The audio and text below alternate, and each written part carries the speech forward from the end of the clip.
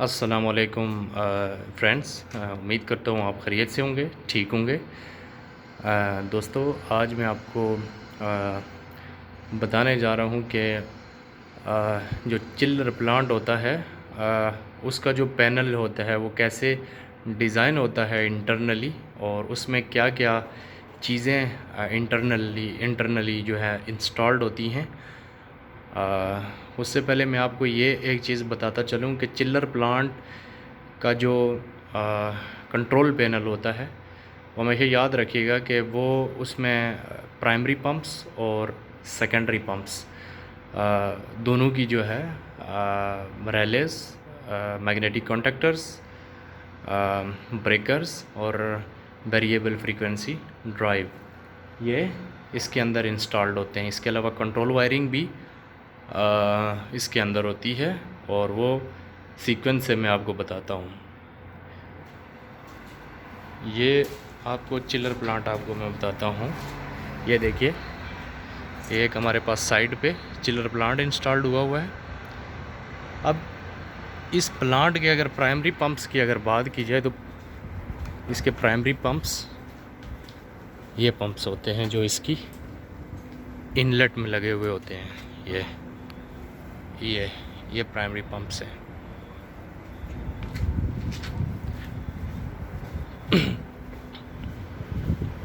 इसके अलावा अगर सेकेंडरी पंप्स की अगर बात करूं तो सेकेंडरी पंप्स ये पंप्स हैं, ढके हुए हैं बट नज़र नहीं आ रहे। ये सेकेंडरी पंप्स। अब प्राइमरी पंप्स और सेकेंडरी पंप्स का क्या फंक्शन होता है ये भी आपको मैं एक्सप्लेन कर दूँ।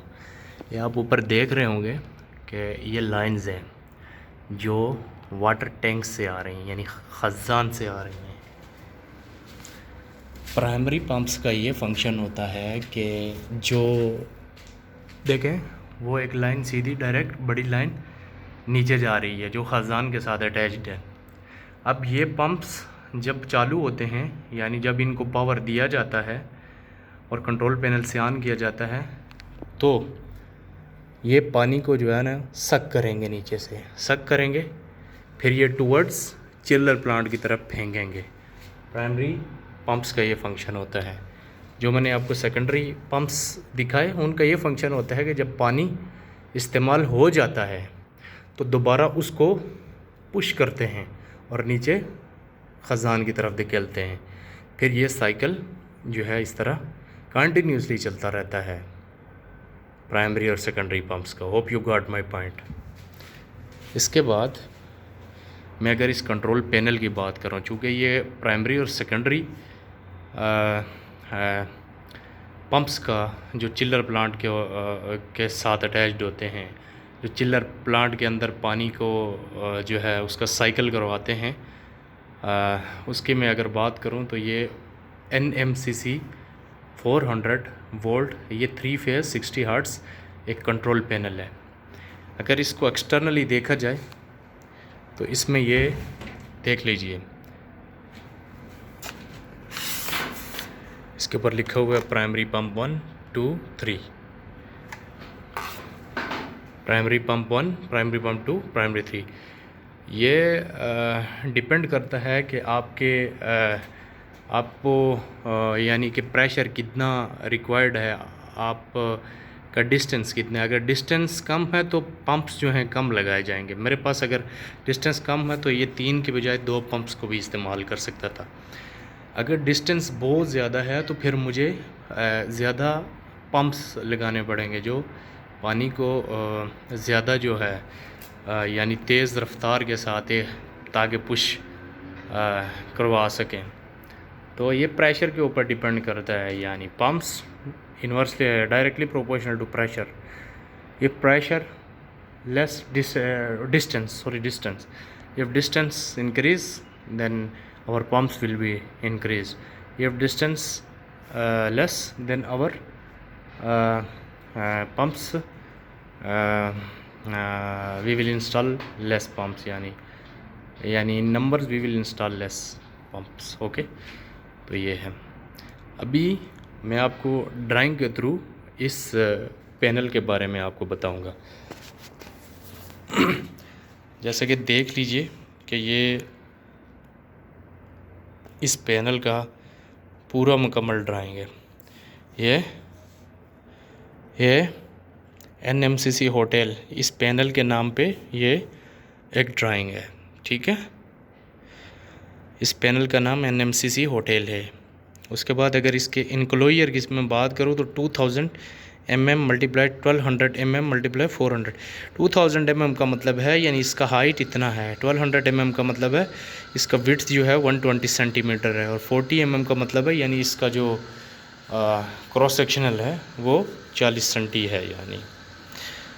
उसके बाद पावर सप्लाई की अगर मैं बात करूँ तो ये 400 3 फेज़ AC वोल्टेजेस लेगा, 3 फेज़ 60 हर्ट्ज़ यानी फ्रीक्वेंसी। उसके बाद कंट्रोल वोल्टेजेस की बात करूँ तो 230 वोल्ट AC। कंट्रोल वोल्टेजेस चाहे जहाँ पर भी हों वो हमेशा याद रखिएगा कि 230 वोल्टेजेस ही होते हैं सिंगल फेज़। उसके बाद मैं नेक्स्ट पेज की तरफ जाता हूँ। ये नेक्स्ट पेज है, यहाँ पे लिखा हुआ है जनरल लेआउट।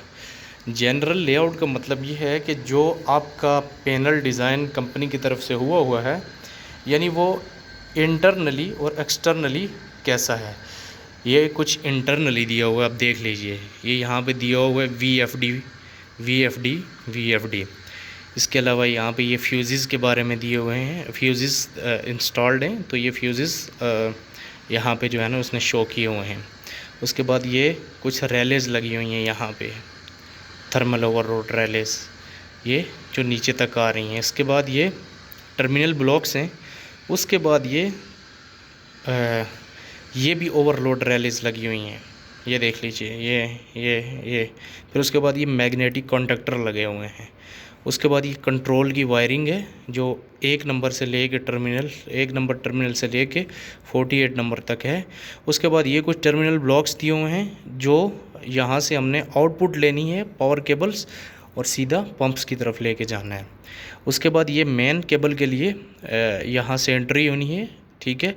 इसकी बस बार ये सीधी ऊपर तक जाती है और आगे फर्दर ब्रेकर्स के साथ लगी हुई है। ये ब्रेकर अटैच्ड हैं पहले मैग्नेटिक कॉन्टैक्टर के साथ, फिर उसके बाद ओवरलोड रैले के साथ, फिर उसके बाद VFD के साथ, देन उसके बाद पंप्स के साथ।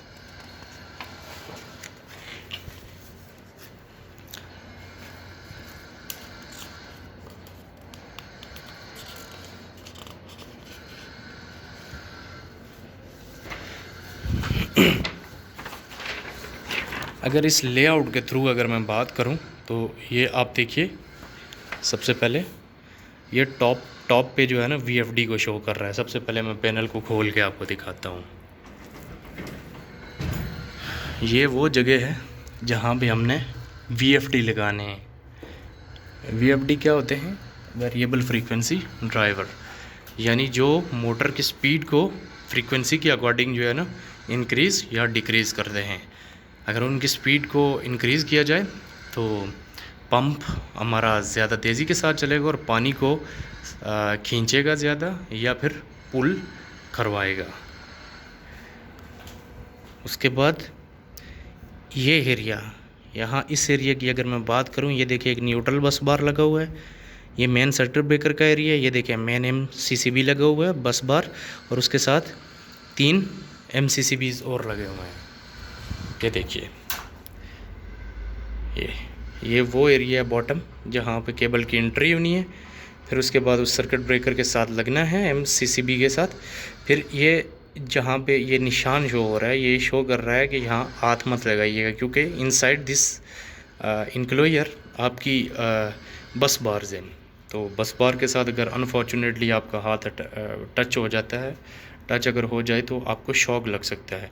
तो रेड येलो ब्लू, ये देखें इसकी इनपुट रेड येलो ब्लू बस बार के साथ अटैच है। फिर इसकी आउटपुट ये डायरेक्ट जाती है किस में, आपके इस मैग्नेटिक कॉन्टैक्टर में।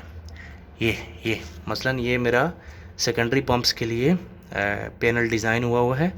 तो इसमें 3 ब्रेकर लगे हुए हैं। अगर सिंगल ब्रेकर की अगर मैं बात करूं तो सिंगल ब्रेकर पहले वो बस बार से इनपुट लेगा, फिर उसका आउटपुट मैग्नेटिक कंडक्टर में आएगा, मैग्नेटिक कंडक्टर का आउटपुट रैलेस के इनपुट में जाएगा, रैले का आउटपुट देखें ये नीचे कुछ ये नीचे कुछ मेरे पास टर्मिनल ब्लॉक्स लगे हुए हैं। ये देखिए ये टर्मिनल ब्लॉक्स हैं। अगर इसको मैं थोड़ा वो करता हूँ, टैप करता हूँ, देखिए प्राइमरी पंप 1 2 3, सेकेंडरी पंप 1 2 3। चूँकि मेरे पास ये सेकेंडरी पंप का पैनल है, अभी इसमें प्राइमरी पंप्स वो डिज़ाइन नहीं है, तो ये देख लीजिए रेड येलो ब्लू ऐसे में, यानी यहाँ से जो कंडक्टर से होके आएगा सप्लाई वो यहाँ इन टर्मिनल ब्लॉक्स में आएगा, यहाँ से केबल्स हम पंप्स की तरफ लेके जाएंगे। ये इसके पावर का जो है ये डिस्क्रिप्शन है।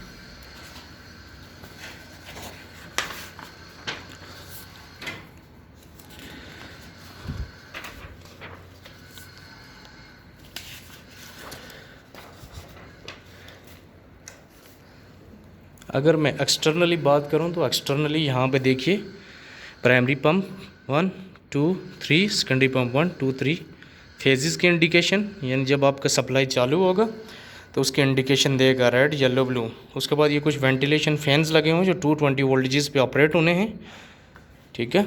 फिर उसके बाद जो है यहाँ से जितना भी हीट होगा उसको बाहर जो है फ़ज़ा में एग्जॉस्ट करवाएंगे।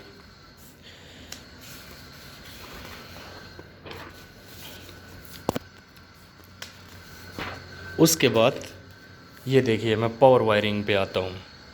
If I talking about the power wiring, ये पावर वायरिंग में देखिए 400 volt 3 phase 60 hertz frequency, red yellow blue neutral और अर्थ। अभी ये जब मेन केबल आएगा तो मेन केबल सीधा आपके एमसीसीबी में आएगा, फिर उसके बाद एमसीसीबी से ये पूरी आपकी बस बार है, ये देख लीजिए, ठीक है। अब इसके साथ क्या क्या अटैच हैं, फ्यूजेस अटैच हैं और फिर ये न्यूट्रल में वो चले जाते हैं, ये अटैच है न्यूट्रल में चले जाते हैं।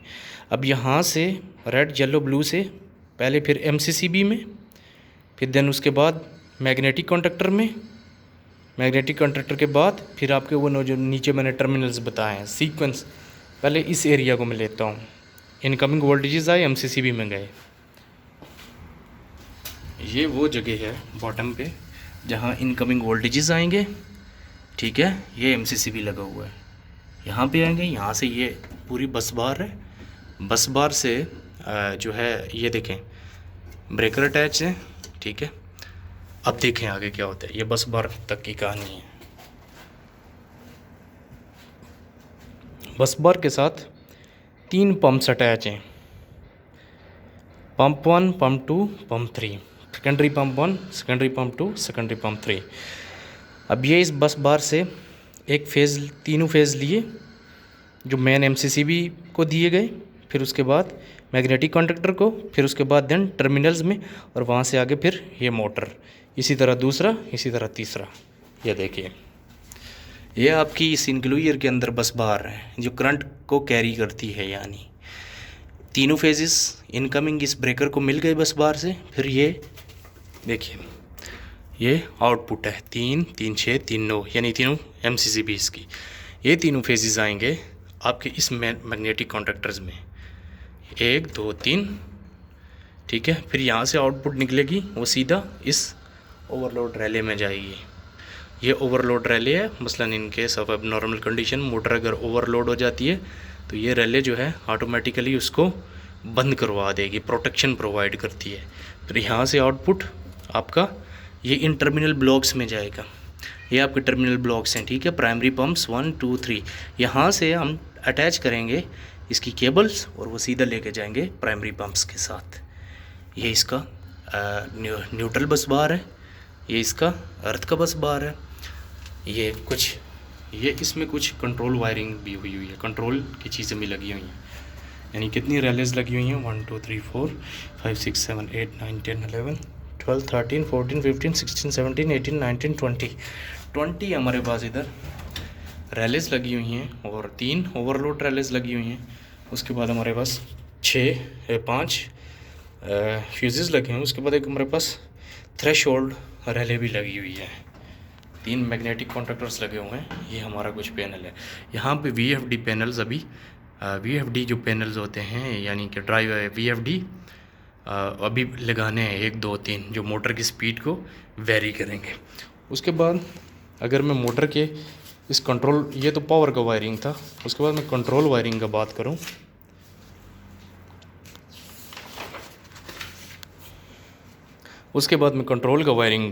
करूं, तो जैसा कि आपको मैंने शुरू में ये बताया कि कंट्रोल का वायरिंग हमेशा 230 वोल्ट पे ऑपरेट होता है और किया जाता है।